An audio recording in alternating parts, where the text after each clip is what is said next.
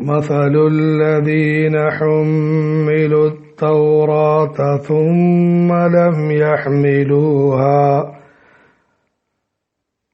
كمثل الحمار يحمل أسفارا بئس مثل القوم الذين كذبوا بآيات الله والله لا يهدي القوم الظالمين.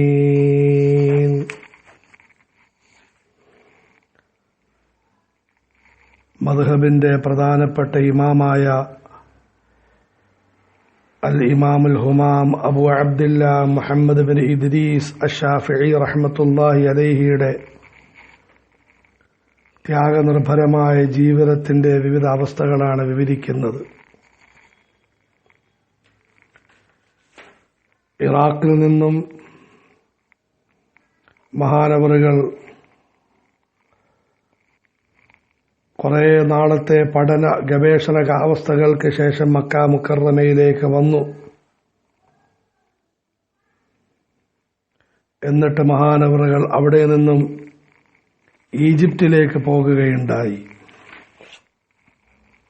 അവിടെ ചെന്ന് വിജ്ഞാനത്തിന്റെ ഒരു മഹാവിപ്ലവം തന്നെ മഹാനവറുകൾ നടത്തി.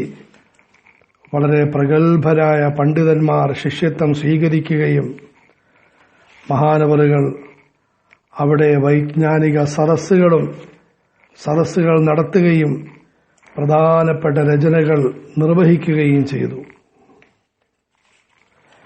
ജനങ്ങളെയും മഹാനവറുകൾ ഇൽമിലേക്ക് പ്രേരിപ്പിക്കുകയുണ്ടായി.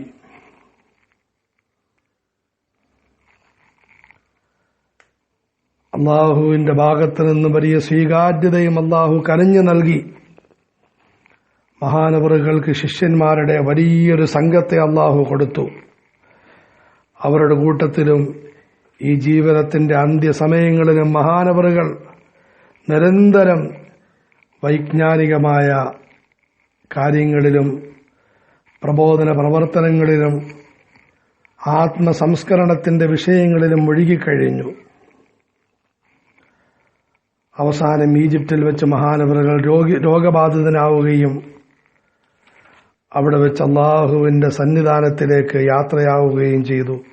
ഹിജ്റ 204 റജബ് അവസാനത്തെ ദിവസം ഒരു ഭാഗത്ത് സൂര്യൻ അസ്തമിച്ചു, മറുഭാഗത്ത് ഇസ്ലാമിക ലോകത്തെ ഈ സുവർണ സൂര്യനും അവസാന അവസ്ഥയിലേക്ക് അസ്തമയത്തിലേക്ക് നീങ്ങുകയുണ്ടായി.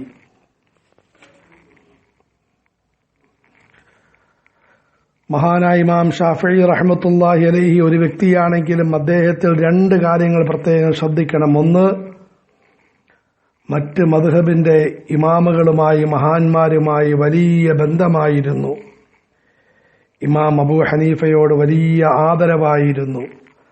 അദ്ദേഹത്തിന് ശിഷ്യൻ മുഹമ്മദ് റഹ്മത്തുള്ളാഹി അലൈഹിയിൽ നിന്നും വിജ്ഞാനം കരസ്ഥമാക്കിയിട്ടുണ്ട്. ഇമാം അബൂ ഹനീഫ റഹ്മത്തുള്ളാഹി അലൈഹിയുടെ ഖബർ സ്ഥിതി ചെയ്യുന്ന സ്ഥലത്ത് മഹാനവറുകൾ സന്ദർശിക്കാൻ പോയപ്പോൾ ഇമാം അബൂ ഹനീഫയെ പിൻപറ്റിക്കൊണ്ട് നമസ്കരിക്കുകയുണ്ടായി. അതുപോലെ ഇമാം മാലിക്കിന്റെ ശിഷ്യനാണ്, ആദ്യം തന്നെ പറയപ്പെട്ടു കഴിഞ്ഞു. ഇമാം അഹ്മദ് ബിൻ ഹംബൽ റഹ്മത്തുള്ളാഹി അലൈഹിയുമായി വലിയ ബന്ധമായിരുന്നു, വലിയ അഗാധമായ ബന്ധമായിരുന്നു. ഇമാം അഹ്മദ് റഹ്മത്തുള്ളാഹി അലൈഹിയുടെ അങ്ങേയറ്റം പ്രിയങ്കരനായ ഉസ്താദായിരുന്നു ഇമാം ഷാഫിഈ റഹ്മത്തുള്ളാഹി അലൈഹി.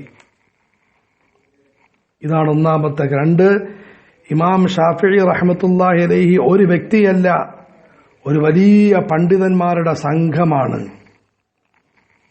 ഷാഫിഈ മദ്ഹബിൽ വിവിധങ്ങളായ ആലിമീങ്ങളുണ്ട്, വലിയ വലിയ ആലിമീങ്ങളുണ്ട്. നമ്മുടെ മദ്രസയിലെ ഉസ്താദ് താരിഖ് അൻവർ മൗലവി അൽ ഖാസിമി അവറുകൾ ഷാഫിഈ മദ്ഹബിലെ മഹാന്മാരെ പരിചയപ്പെടുത്തി വളരെ ചെറിയൊരു രചന തയ്യാറാക്കിയിട്ടുണ്ട്. അതിൽ ആ മഹാന്മാരെ വിവരിക്കുന്നുണ്ട്. ഇവിടെ നമ്മൾ മനസ്സിലാക്കേണ്ട മറ്റൊരു കാര്യം, ഈ രണ്ട് ഗുണങ്ങൾ ഇമാം ഷാഫിഈയുടെ മാത്രമല്ല, മറ്റ് മദ്ഹബിന്റെ മുഴുവൻ ഇമാമുകളുടെയും ആലിമീങ്ങളുടെയും ഗുണമാണ്. അവർക്ക് എല്ലാവരുമായും ബന്ധമായിരുന്നു. അതുപോലെ തന്നെ അവർ വലിയൊരു സംഘമാണ്, ജമാഅത്താണ്. അടുത്തതായി മഹാനായ ഇമാം ഷാഫിഈയുടെയും മറ്റ് മഹാന്മാരായ ഫുഖഹാക്കളുടെയും ചില പ്രധാനപ്പെട്ട ഗുണങ്ങൾ മനസ്സിലാക്കി ഇൽമിനോട് വലിയ ആഗ്രഹമുള്ളവരും വലിയ മര്യാദകൾ പുലർത്തിയവരുമായിരുന്നു മഹാന്മാർ. ഇൽമിനോട് വലിയ ആഗ്രഹമായിരുന്നു, വലിയ മര്യാദ പുലർത്തുകയും ചെയ്തു. വളരെ ശ്രദ്ധിക്കണം. ഇന്ന് അറിവിന്റെ മാധ്യമങ്ങൾ കൂടിയിട്ടുണ്ട്, മര്യാദ കുറഞ്ഞുപോയി. എന്നോടൊരു സഹോദരൻ ചോദിച്ചു, എന്തിനാ ഇത്ര ബുദ്ധിമുട്ടി പ്രസംഗിക്കുകയും അതുപോലെ തന്നെ എഴുതുകയും ചെയ്യുന്നത്? നിങ്ങൾ കുത്തിയിരുന്നതെല്ലാം ചെയ്യുന്നു, ജനങ്ങൾ കിടന്നുകൊണ്ട് കേൾക്കുന്നു. വിനീതൻ പറഞ്ഞു, ഇയാളും ഇയാളെപ്പോലുള്ളവരും കിടന്നുകൊണ്ടാണ് കേൾക്കുന്നത്, ഞാൻ എന്ത് ചെയ്യാനാണ്? ഒരിക്കലും കിടന്ന് കേൾക്കാൻ പാടില്ല. ശരിയാണ്, ആരെങ്കിലും രോഗിയായി വളരെ അനാരോഗ്യാവസ്ഥയാണ്, അപ്പോൾ കിടക്കുന്നതുകൊണ്ട് കുഴപ്പമില്ല, അതിന് ശരീഅത്ത് അനുവദിക്കുന്നുമുണ്ട്. അല്ലാതെ ഇൽമിനെ നിന്ദിച്ചുകൊണ്ട് ചാരിക്കിടക്കാനോ പോലും അനുവാദമില്ല. അതുകൊണ്ട് മഹാന്മാരുടെ ഗുണമാണ് ഇൽമിൽ ആഗ്രഹം വേണം, അതുപോലെ ഇൽമിനോട് അദബ് കാണിക്കണം. 2, അവർ വലിയ ത്യാഗം ചെയ്തവരായിരുന്നു. ദീനിന്റെ മാർഗത്തിൽ ധാരാളം പരീക്ഷണങ്ങളുണ്ടായി, എല്ലാം അവർ സഹിച്ചു. ഈ മുഴുവൻ മഹാന്മാരും 2 മഹാന്മാർ പടച്ചവന്റെ മാർഗത്തിൽ ഷഹീദായി. ഇമാം അബൂ ഹനീഫയും ഇമാം അഹ്മദ് ബിൻ ഹംബലും മറ്റ് 2 മഹാന്മാർ, അവരും വലിയ ത്യാഗങ്ങൾ സഹിച്ചു. ദീനിന്റെ മാർഗത്തിൽ പീഡനങ്ങൾ ഏറ്റു, നിരന്തരം യാത്ര ചെയ്തു. ആ ത്യാഗങ്ങളെല്ലാം അവർ സന്തോഷത്തോടെ സഹിക്കുകയുണ്ടായി. അവരുടെ 3ാമത്തെ മഹൽ ഗുണം വിനയമാണ്, താഴ്മയാണ്. ഇത്രയെല്ലാം ഉന്നതമായ വൈജ്ഞാനിക സ്ഥാനത്തായിട്ടും ഞാനാരാണെന്നറിയാമോ എന്ന് ഗമയൊന്നും കാണിക്കാതെ വലിയ വിനയം കാണിച്ചു. അവരുടെ 4ാമത്തെ ഗുണം ജാമിഇയ്യത്ത്, സർവസമ്പൂർണതയാണ്. ദീനിന്റെ എല്ലാ കാര്യങ്ങളുമായി ബന്ധപ്പെടുമായിരുന്നു. ഒരു കാര്യത്തിൽ ബന്ധപ്പെട്ടു, അത് മാത്രമാണ് ദീനെന്ന് പറഞ്ഞ് മറ്റു കാര്യങ്ങളെ പുച്ഛിക്കലില്ല. ഇൽമുമായി ബന്ധപ്പെട്ടു, തബ്ലീഗും വേണ്ട, അതുപോലെ തന്നെ തസ്കിയത്തും വേണ്ട എന്ന വാദമില്ല. അല്ലെങ്കിൽ തബ്ലീഗുമായി ബന്ധപ്പെട്ടു ഇൽമും വേണ്ട, തസ്കിയത്തും വേണ്ട എന്ന ശൈലിയില്ല. അല്ലെങ്കിൽ ദിക്റും ദുആയുമായി ബന്ധപ്പെട്ടു ഇൽമിനോടും പുച്ഛം, ദഅവത്തിനോടും പുച്ഛം, ഇതുമില്ല. അവരെല്ലാ നന്മകളെയും ഉൾക്കൊണ്ടിരുന്നു. അതാ പ്രഭാതത്തിൽ അവർ ദിക്റിലും ദുആയിലുമാണ്. കുറച്ചു കഴിഞ്ഞ് ഭാര്യ മക്കളുടെ കൂട്ടത്തിൽ കഴിയുന്നു. പിന്നീട് ദീനിന്റെ മാർഗത്തിൽ പരിശ്രമിക്കുന്നു. നമസ്കാരം യഥാസമയത്ത് നിർവഹിക്കുന്നു. പ്രബോധന പ്രവർത്തനങ്ങൾ നടത്തുന്നു. രാത്രികാലങ്ങളിൽ പഠന പര്യടനങ്ങളിലായി കഴിച്ചുകൂട്ടുന്നു. എല്ലാ നന്മകളെയും ഉൾക്കൊണ്ടിരുന്ന ഒരു പ്രധാനപ്പെട്ട ഒരു ഗുണമാണ്.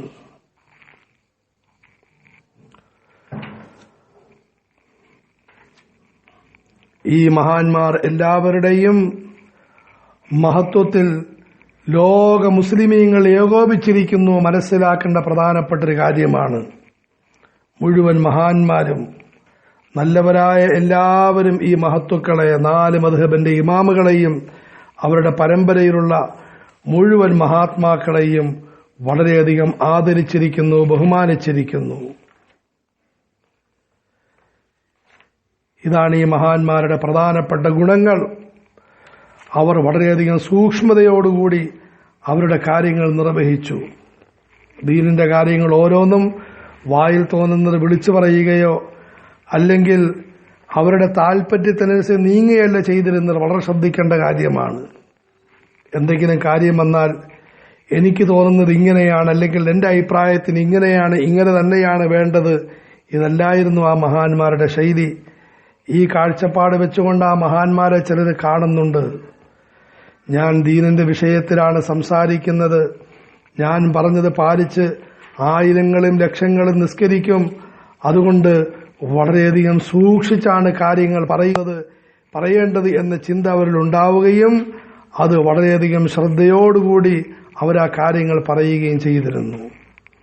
വെറും വിളിച്ചു പറയലല്ല, ആഴത്തിൽ കാര്യങ്ങൾ മനസ്സിലാക്കി പടച്ചവനെ അങ്ങേയറ്റം ഭയന്ന് വളരെ ശ്രദ്ധയോടുകൂടി അവർ കാര്യങ്ങൾ അറിയിച്ചിരുന്നു. അതുപോലെ തന്നെ ജനങ്ങളെ ദീനിലേക്ക് അടുപ്പിക്കാൻ കാര്യമായി പരിശ്രമിച്ചിരുന്നു, സുന്നത്തിനെ പ്രചരിപ്പിച്ചിരുന്നു, ജനങ്ങളുടെ പ്രശ്നത്തിൽ ഇടപെടുകയും ആ പ്രശ്നങ്ങളെല്ലാം പരിഹരിക്കാൻ അവർ ശ്രദ്ധിക്കുകയും ചെയ്തിരുന്നു.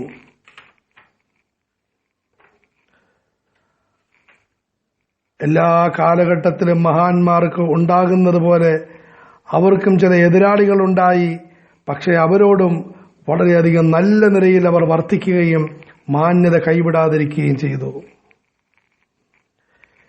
ഈ മഹാന്മാരുടെ വലിയ വലിയ വചനങ്ങൾ ഉദ്ധരിക്കപ്പെട്ടിട്ടുണ്ട്. അതിൽ ഏതാനും വചനങ്ങൾ ഇമാം ഷാഫിഈ റഹ്മത്തുള്ളാഹി അലൈഹി നമ്മൾ കേൾക്കിൻ. വമാ ഹിയ ഇല്ലാ ജീഫത്തുൻ മുസ്തഹീലത്തുൻ അലൈഹാ കിലാബുൻ ഹമംനാ കിലാബുൻ ഹമ്മുഹുന്ന ഇബ്തിദാലുഹാ. ദുന്യാവെന്നാൽ ചീഞ്ഞളിഞ്ഞൊരു ശവം പോലെയാണ്. അതിന്റെ ചുറ്റുഭാഗത്ത് കുറെ നായകൾ ഒരുമിച്ചുകൂടി കുരച്ചുകൊണ്ടിരിക്കുന്നു. നിങ്ങൾ നിങ്ങളുടെ ശരീരവും വസ്ത്രവും അതിൽ നിന്നും രക്ഷപ്പെടുകയാണെങ്കിൽ നിങ്ങൾക്ക് രക്ഷപ്പെടാൻ സാധിക്കുന്നതാണ്. അള്ളാഹു വിധിച്ചത് നിങ്ങളുടെ പിന്നാലെ വരുന്നതുമാണ്. ഉഹിബ്ബു മിനൽ ഇഖ്വാനി കുല്ല മവാത്തിൻ വകുല്ല ഗളീദി തർഫി അൻ നസറാത്തി. എന്റെ കൂട്ടുകാരിൽ എനിക്ക് ഏറ്റവും വലിയ ഇഷ്ടം എന്നോട് വളരെ ഇണങ്ങിക്കഴിയുകയും എന്റെ തെറ്റുകളെപ്പറ്റി പരദൂഷണങ്ങളും കുറ്റങ്ങളും കുറവുകളും പറയാതെ എന്നോട് നേരിട്ട് പറയുകയും ചെയ്യുന്നവരാണ്. അൽമർഉ ഇൻ കാന ആഖിലൻ വരിഅൻ യശ്ഗൽ അൻ ഉയൂബിഹിം ബറഉഹു. ഒരു വ്യക്തി ബുദ്ധിമാനും സൂക്ഷ്മതയുള്ളവനുമാണെങ്കിൽ, ഒരു വ്യക്തി ബുദ്ധിമാനും സൂക്ഷ്മതയുമുള്ളവനാണെങ്കിൽ അവന്റെ സൂക്ഷ്മത മറ്റുള്ളവരുടെ കുറ്റങ്ങളും കുറവുകളും തേടുന്നതിൽ നിന്നും അവനെ ജോലിയാക്കുന്നതാണ്. അവന് സമയമില്ല മറ്റുള്ളവരുടെ കാര്യങ്ങൾ നോക്കാൻ. ദഇൽ അയ്യാമ തഫഅലു മാ തശാഉ വത്ബ് നഫ്സൻ ഇദാ ഹകമൽ ഖദാഉ. രാപകലുകളുടെ അവസ്ഥയിൽ നിങ്ങൾ ശ്രദ്ധിക്കരുത്. അള്ളാഹു എന്ത് തീരുമാനിച്ചാലും സന്തോഷത്തോടെ നിങ്ങൾ സ്വീകരിച്ചുകൊള്ളിൻ. തഅസില്ലിലാഹ വതുൽഹിറു ഹുബ്ബഹു ഹാദാ മുഹാലുൻ ഫിൽ ഖിയാസി ബദീഉ. നീ അള്ളാഹുവിന് എതിര് പ്രവർത്തിക്കുന്നു, പടച്ചവന്റെ വലിയ സ്നേഹിതനാണെന്ന് നീ പ്രകടിപ്പിക്കുന്നു, ആദരവായ റസൂലിന് എതിര് പ്രകടിപ്പിക്കുകയും തങ്ങളോടുള്ള സ്നേഹം നീ പ്രകടിപ്പിക്കുകയും ചെയ്യുന്നു. അല്ലാഹുവിൽ സത്യം, ഇത് വളരെ അത്ഭുതകരമായ കാര്യം തന്നെയാണ്. ലാ ഖൈറ ഫീ ഹശിബിൽ കലാമി ഇദാ തദൈത ഇലാ ഉയൂനിഹി. അധികമായ സംസാരങ്ങൾ കുറയ്ക്കിൻ, അവിടത്തെയും ഇവിടത്തെയും കാര്യങ്ങൾ കുറയ്ക്കിൻ. നിന്റെ സ്വന്തം കാര്യം നോക്കിക്കൊണ്ട് നീ ജീവിക്കിൻ. ഈ മഹാന്മാരെല്ലാവരും വലിയ സൽസ്വഭാവികളായിരുന്നു. അധികമായി അതിരുകളെ സൽക്കരിക്കുമായിരുന്നു. ശിഷ്യന്മാരോട് സ്നേഹമുള്ളവരായിരുന്നു. സാധുക്കളോട് അലിവുള്ളവരായിരുന്നു.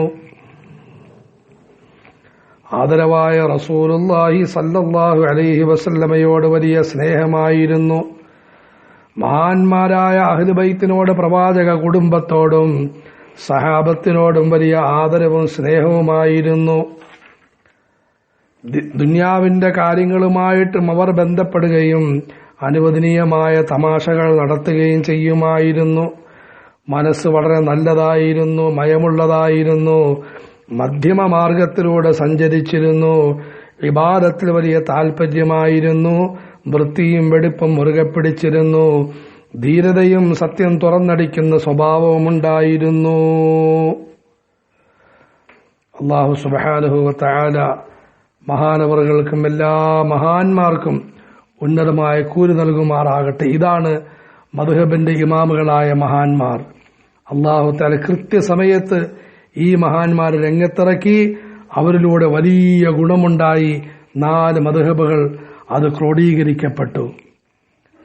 നിങ്ങൾ ഏത് മദ്ഹബിലാണോ അതിനെ പഠിച്ച് അത് പറയുന്നതനുസരിച്ച് അമൽ ചെയ്യും, സ്വർഗത്തിലെത്തും. ഷാഫിഈയാണോ ഷാഫിഈ മദ്ഹബിലെ ഉലമാക്കൾ പറയുന്നത് കേട്ട് ജീവിക്കും, സ്വർഗത്തിലെത്തും. ഹനഫിയാണോ തെക്കോട്ടും വടക്കോട്ടും നോക്കാതെ ആ മദ്ഹബ് പറയുന്ന ജീവിക്കും, സ്വർഗത്തിലെത്തും. അള്ളാഹു നമുക്ക് അമൽ ചെയ്യാൻ തൗഫീഖ് നൽകുമാറാകട്ടെ.